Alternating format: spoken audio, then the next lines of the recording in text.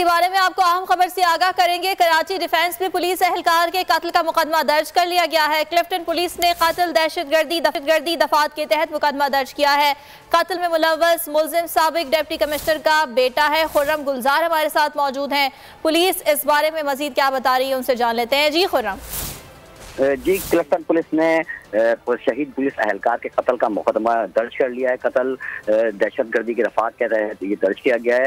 FIR के मतन के मुताबिक पोस्टमार्टम में जो है वो मुल्जिम ने पुलिस एहलकार के सर में गोली मारी, जिससे उसकी मौत वाक़ई हुई है। साथ ही मैं आपको बताऊं, जब पुलिस ने मुल्जिम के घर छापा मारा है तो पुलिस को वहां से एक कार मिली है जो कि वारदात में इस्तेमाल हुई थी।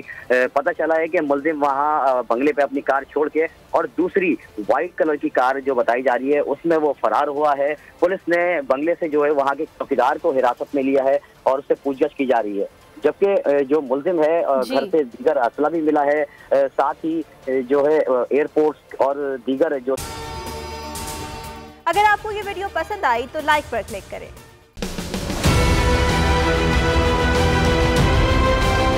मैं आज बोल्ड टीवी वाले शोएब शेख को, उन्होंने उसकी जिंदगी को खतरा अब हो गया। पहले उसको था अरशद शरीफ को, आज शोएब शेख का मुझे पैगाम आया, उसको धमकियां दे रहे हैं कि उसको मारेंगे। इस सिर्फ के बोल्ड टीवी हमें उठा रहा है। बोल्ड ने हमेशा हक और सदाकत का साथ दिया, सच के साथ खड़ा रहा। हम हैं मिसाल अब्र, मगर इस हवा से हम डर कर सिमट ही जाएंगे, ऐसे भी हमने। बड़ी मुश्किलात, बड़े बड़े चैलेंजेस, सिर्फ बोल खड़ा रहा, बोल डटा रहा। बोल को है जरूरत अवाम के दुआओं की। इज़हार आसाती के लिए, पाकिस्तान के लिए, पाकिस्तानी अवाम के लिए।